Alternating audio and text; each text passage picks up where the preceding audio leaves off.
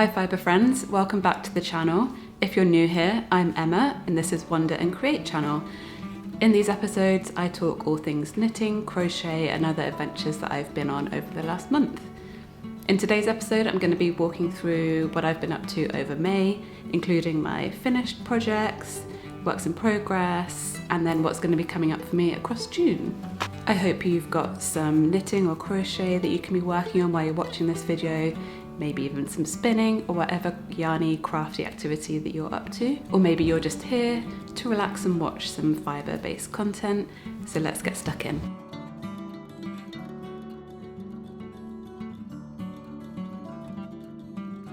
Okay, so I am going to start with my finished objects for the month. I have 2 and almost 3 to show you. One I've been working on for quite a while. If you've been watching previous vlog episodes, you will have seen this project come up a little bit. And it's finally finished, and that is my version of the Stella quilt cushion by Penrose. So here is one side of the cushion. So if you're familiar with the Stella quilt pattern by Penrose, it's a pattern I've made before. I bought the pattern to make the blanket, which I have made a baby blanket before, and I really love the pattern. I love the look of it, but I also loved knitting it. I found it quite a relaxing knit to get into, and I enjoyed the construction of the panels, like the no-sew method. You're kind of picking up stitches to join the next square. I found it really enjoyable, and as I was going through my stash of yarn at the beginning of this year, with the plan to work my way through it, I knew that one of the projects that I wanted to do was to make a cushion cover for my couch cushions, because they were very plain looking. So yeah, I had yarn in my stash that I liked the colours of, and I wanted to use them. Although the pattern does exist for the Stella quilt cushion, I did just kind of hack using the baby blanket pattern, because when I was making that blanket, I had done one motif, which is this. This is one motif. And for the blanket, the baby blanket I made 4 of these motifs and brought them together. But I already knew from doing that project that one motif was going to be enough for my cushion covers. So I did that, and I knew also with the colours that I wanted to use, these green, this pink and this cream, that especially with the pink, I wouldn't have enough to do both sides of the cushion cover the same. So as you can see, I did this for the front, and I do really love the colours of this. So the yarns I used for this kind of coral pink terracotta is from Lion Brand yarn, their Kubo collection. So that's like a bamboo fibre-based yarn. And then this kind of lime bright green colour is from a group called the Knitting Nerds, who are a BC based group, and they kind of recycle yarn to then rewind and sell again, or they'll rescue it from donations or fibre libraries, or they'll unravel other projects and resell the yarn. So I picked up this green one from them. I think it's 100% wool, and there was absolutely loads of it, so that was great. But yeah, I had this left over from when I made a vest by Knititude. I can't remember the name of it off the top of my head now. But yeah, I had a bit of yarn left over from that, and then this cream yarn was just in my stash. I don't know where it had come from or if I'd even used it before. Anyway, so I used all 3 of them.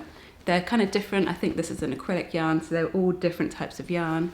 I wasn't too worried about that, because this is just a project for me, and I love the colour combinations together, and it kind of doesn't matter from a feel perspective. So I have the front. My one downside is, I'm pointing out the flaws, is it's very gappy here. I don't know why it really stretched on that particular section so much. I think maybe I went back and re-picked up the stitches at some point, and that kind of overstretched them if I had to redo it because I'd picked up the wrong number. Not sure. So that's the only downside for that, but I try not to focus on that too much. Okay, so anyway, I didn't have enough of this yarn to do a motif on the front and the back. So what I did instead, in an effort to kind of use up all this yarn I had, I just kind of winged it for the back. I just decided that I was going to replicate like just one square like this, but instead I'm just going to make one big square that would cover the whole of the back, like this. So it's just one square. So because I knew I had less of the cream left, I started with that and I worked my way up, and then once that ran out I changed to the green. You can see the green kind of changes, there's a bit of a striping thing here. And then I just carried on with the green until I finished the square. So it is a bit, you know, not perfect. It's not, what would you say, asymmetrical, but I kind of like how it's turned out. So I used up most of the pink. I think I have a tiny bit left. I couldn't find it to show you for this video. All the cream used up, and then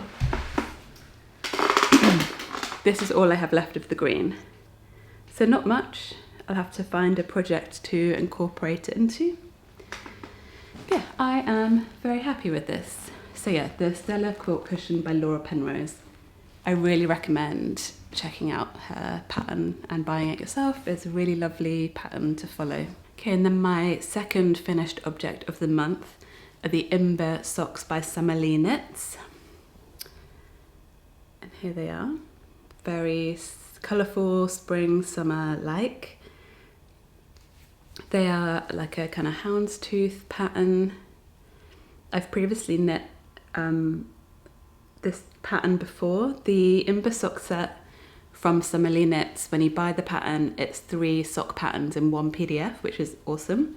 So I'd made one version before that's like a kind of ankle sock, or would you call it ankle sock when it's just like stops at the ankle? And I wanted to make a slightly higher one. So I knit this, and it's slightly different. It's still the houndstooth design, but these are much smaller than the ankle ones I made.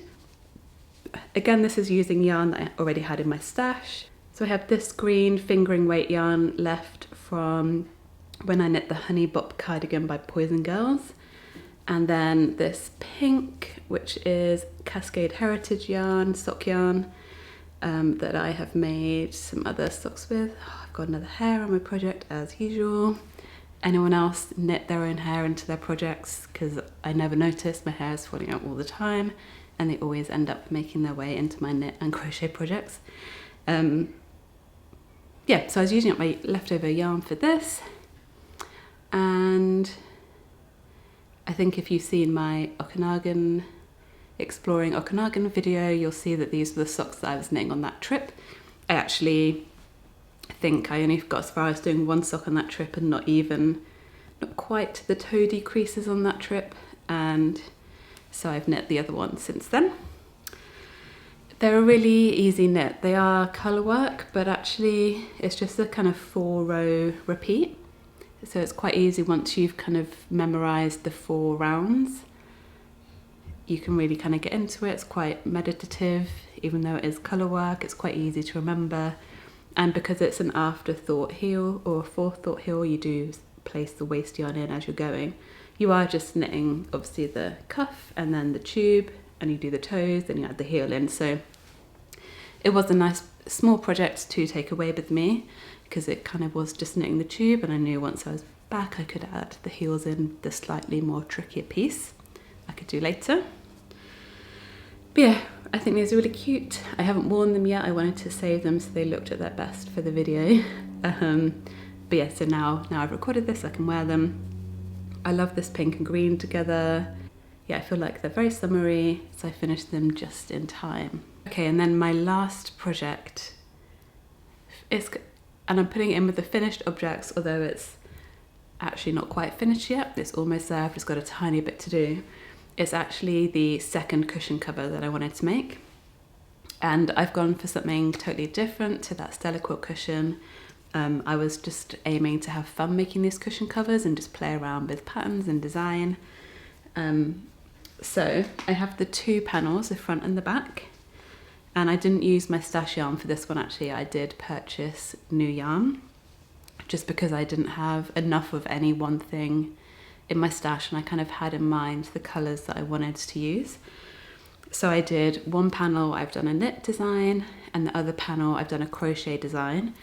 Both of the designs I have kind of just made up as I went along. I was looking at Pinterest for inspiration, just typing like cushion covers in, and obviously it was bringing me up cushion covers you can buy, there was patterns, so I was just looking at images and taking kind of inspiration, and I just started knitting and crocheting.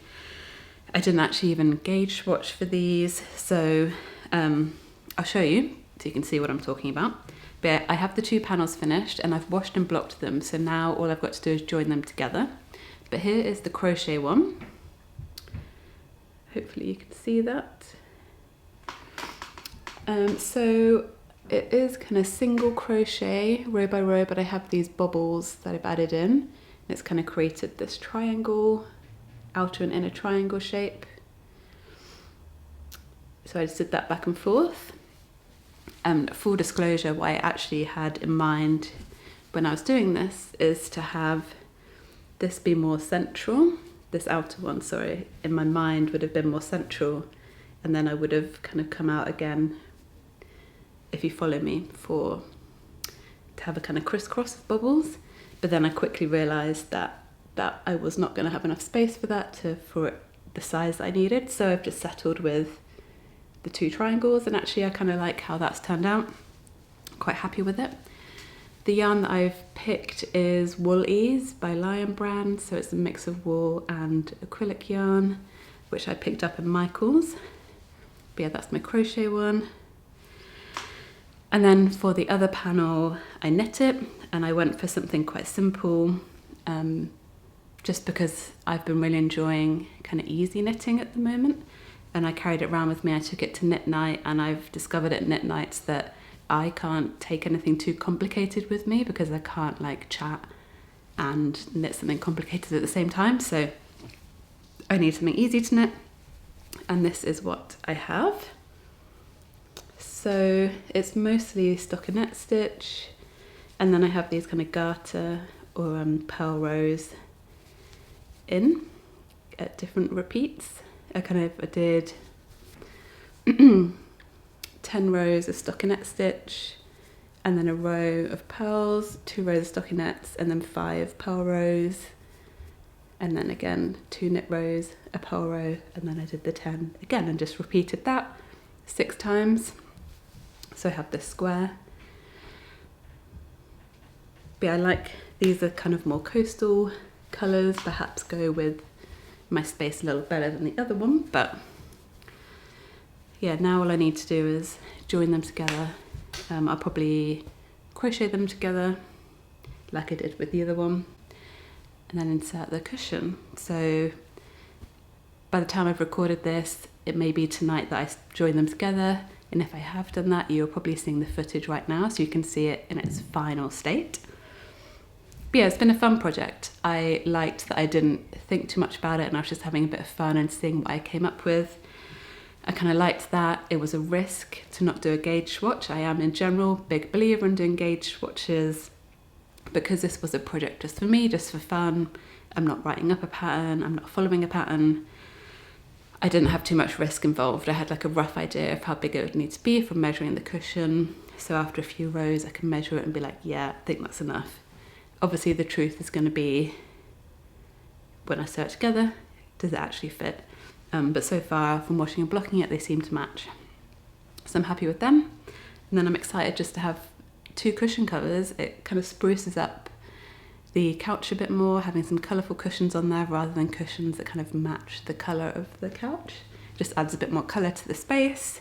So yeah, I'm happy with that, and now I want to do more home decor. So if you've got any other ideas of things that I could use to kind of add a bit more colour to my space, let me know in the comments below. So they are my biggest achievements over the month.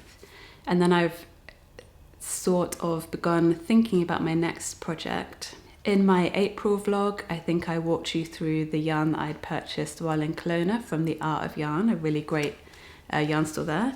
And I mentioned how I'd purchased this yarn from the Brooklyn Tweed yarn from there that was on sale, because after the news that Brooklyn Tweed were no longer going to be producing yarn. So I bought 3 skeins of this fingering weight yarn, and I had been deciding what I wanted to make with it. And I had landed on making the Tsleil-Waututh top. So I haven't got too far with it yet. I wound 1 skein of it.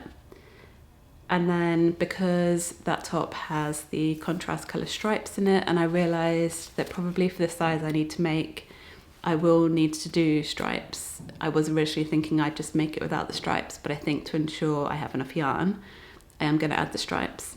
So I was looking through my stash to find a yarn in a colour that I would want to have with this, and originally I came across 2 yarns that I was going to gauge swatch with and see how I felt. So the first one was this linen yarn from Rowan Wool, kind of this sandy beige colour. I thought that would work quite nicely, even though again it is a different fibre. I was going to swatch and just see how I felt about it, because I think the colours would work well together. This technically is a DK weight and this is a fingering weight, but I think this is slightly on the kind of heavier end of fingering. So yeah, I was just gonna swatch that together and see how that worked. Alternatively, I had found this blue sock yarn, which I've got no idea where that came from originally. As you can see, it's quite small and I've just got lots of small balls of this. So I don't particularly have a memory of where this came from, but I also thought that could be quite a nice combination.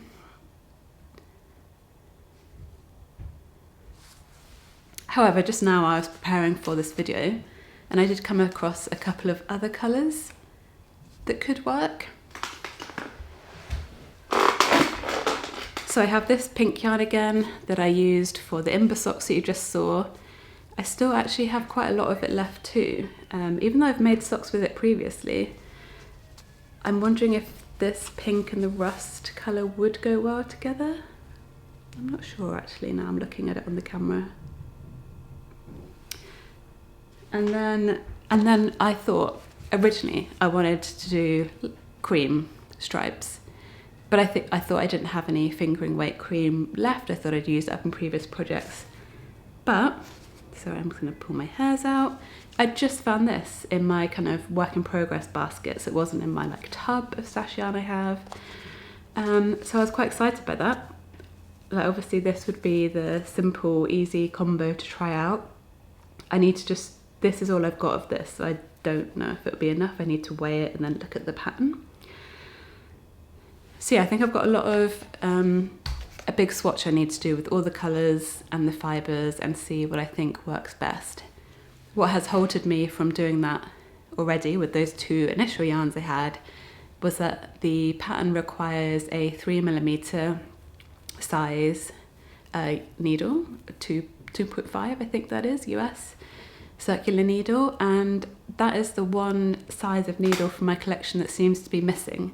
I can't find it, and now I'm wondering if I've ever had that size. Maybe I've just happened to never knit with a needle that size. I'm not sure. So I've had to order one, so I'm waiting for that to arrive. It should arrive tomorrow, and then I will get swatching because summer is here. I want a new top for summer. I need to get cracking and figure out just how I'm gonna do. So if there's a colour combination from those four colours that I've just shown you, let me know in the comments below, because I think I might need help on making a decision. I am excited to get going with that. I have used that Brooklyn tweed yarn for a previous project and I really liked it. It was really soft, really nice yarn, so I'm kind of excited to be knitting with that again. And actually now I can't remember if I said the pattern, the Tsleil-Waututh top by Kutovakika. That's the pattern I've been talking about, if I didn't already say that, because now I'm wondering if I ever even mentioned what pattern I was talking about that I wanted to knit. Apologies if I didn't, that would have been a very confusing last 5 minutes. That's all the projects that I have for this month. It feels like it's been a slightly slower month with a few projects achieved, but that's okay. Like I've been out and about a bit. They were quite time consuming, some of those, like the cushion covers, just playing around with pattern ideas. So it's okay. Like it doesn't matter if I've done 1 thing or 5 things, it's all good. But before I go, I just wanted to let you know what my coming very soon video is going to be, and it's a tutorial for my Gastown top, which is a crochet mesh top that I designed and published about 2 years ago now. It's a really great, easy crochet pattern. It's a perfect top for summer. and I've been working on a tutorial to support the pattern. You would still need the pattern to make the top, but I'm hoping that my video will be a good support for it to show you the construction, how the different stitches work, etc. So look out for that if you're looking for your next summer crochet top to make. And if you didn't see my last episode, that was giving recommendations for patterns, both knitting and crochet, that I think are good travel-friendly projects. In that video, I shared like tips of how I select a pattern for travel, what I'm looking for, like a small project, certain yarns, certain pattern designs, etc, etc. And then I did do a little bit of research on Ravelry, found some patterns I think would work really well as something small you can take on your vacation with you, or longer travel if you do that. So make sure to check that out if you're looking for some inspiration and you have a vacation coming up. In the next 4 to 6 weeks, I'm going to be doing a 6-month check-in on my stash. If you saw way back in January now, I did a whole review of the yarn I had in my stash, with my goal of this year to be working my way through that over buying too much new yarn. Although obviously, as I've just been telling you, I have been buying new yarn in the last month or so, but it's been quite limited compared to previous years. So it's coming up to 6 months since I did that video. I want to go through all my yarn again, weigh it all. I did a big weigh-in in the January video where I figured I had 3.5 kilograms of yarn in my stash. I want to do another weigh-in, see where I've got, kind of review what I've used my yarn for so far, and then plan for the next 6 months. So if you're interested in that and love seeing a stash organisation, make sure to subscribe so you don't miss that. I'm kind of curious myself, like I know I've done quite a few projects, but I still feel like there's quite a bit in the stash, so I'm kind of curious to see just how many grams of yarn I have managed to get through in the last 6 months. But that is it for me for this month in terms of a vlog episode. If you liked this video, please give it a thumbs up. Comment below and let me know what you've been working on, and if you've got a strong feeling of what contrast colour I should use for that Sailor Swift top, please let me know. Do subscribe so you don't miss future episodes from me. Have a great month of knitting and crochet, and I'll see you very soon.